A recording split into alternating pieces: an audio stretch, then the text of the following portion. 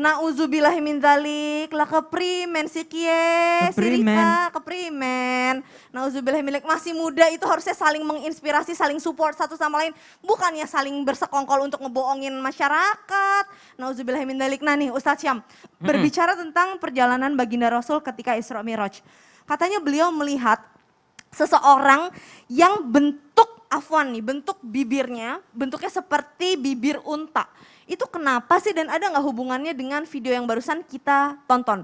Dan apakah ada adab-adab dalam Islam ketika memang kita meminta sumbangan untuk misalkan pembangunan masjid atau untuk kebutuhan anak yatim piatu, adab-adabnya tuh seperti apa supaya kita tidak seperti itu gitu? Mohon tausiahnya. Dan aku laudzubillah minasyaitonir rajim. Tabe guru-guruku Habib Nabil, Ustaz Maulana, Kak Caca dan seluruh guru kami dimuliakan Allah Subhanahu wa taala. Ara'aita alladhi yukadzibu bid-din fadzalika alladhi yad'ul yatim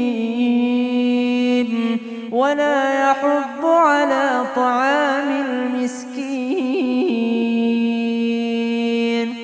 Peristiwa selanjutnya atau pemandangan selanjutnya Nabi SAW berlanjut ke episode selanjutnya, yakni di mana Rasulullah SAW melihat suatu kaum yang memiliki bibir seperti bibir unta. Mohon maaf, di tengah mereka ada seseorang yang dipercaya menarik untuk bibir tersebut.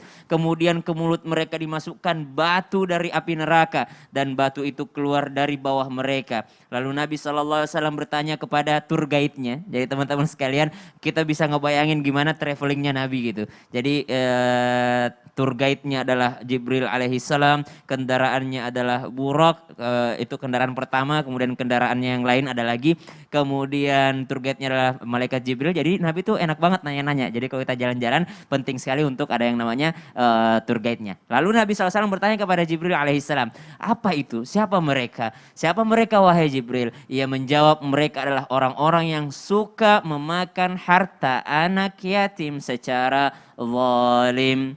Oh, kalau dikaitkan dengan video tayangan tadi, ada orang yang menipu dengan sumbangan. Lalu kita merasa bahwa kalau begitu saya takut untuk menyumbang.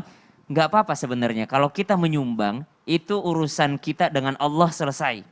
Urusan uangnya dipakai untuk dia pribadi atau dia amanah, itu urusan dia. Karena dia telah mendengar hadis ini, dia telah mendengar riwayat ini, di mana orang-orang yang memakan harta anak yatim secara zalim atau melakukan penipuan, maka akan seperti itu nanti bentuknya di hari kiamat. Kita yang nyumbang gimana dong, ikut berdosa? Oh enggak, niat kita ikhlas karena Allah Subhanahu wa taala ingin bersedekah, niat kita, tapi karena kita ketipu ya wallahu alam, itu adalah urusan mereka ketika mereka tidak amanah menyampaikan apa yang kita sampaikan. Lalu tanyakan sama Kak Caca tadi, bagaimana adabnya meminta sumbangan? Ya sebaiknya kalau zaman sekarang banyak orang dipermudah gitu.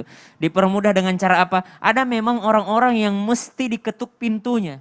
Baru dia tahu mana yang harus disumbang. Ada juga orang-orang mencari di mana nih titik yang harus disumbang. Jadi itu tergantung daripada yang ma'ruf saja. Makanya disebut amr ma'ruf. Kenapa ma'ruf? Ma'ruf arafa, meninggikan derajat. Arafa juga ya'rif, yakni sudah lazim di daerah tersebut cara seperti ini. Misal di Jakarta ini, aku baru pertama kali lihat itu Jakarta, Kak Caca. Iya, apa itu? Kalau naik mobil ada yang bangun masjid di pinggir jalan naro ini. Pakai yang buat ngambil ikan itu kan? Iya, pakai bat itu. Itu aku baru lihat di Jakarta. Kalau di Makassar belum ada kayaknya.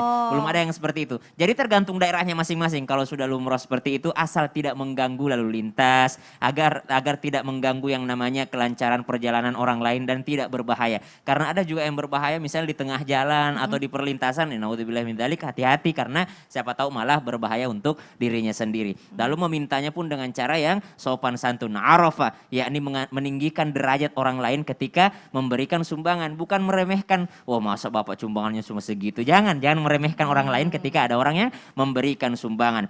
Bukan hanya ini yang dimaksud dengan memakan harta anak yatim. Ada juga orang-orang yang karena tahu anak ini yatim, nggak ada orang tuanya, lalu dia ngurusin dia, lalu memakan daripada penghasilan itu. Jadi seakan-akan dia pelihara anak yatim, tapi ternyata dia mengambil keuntungan dari situ. Nauzubillah min dzalik. Jazakallah khair, penjelasannya Ustadz Syam sangat jelas sekali.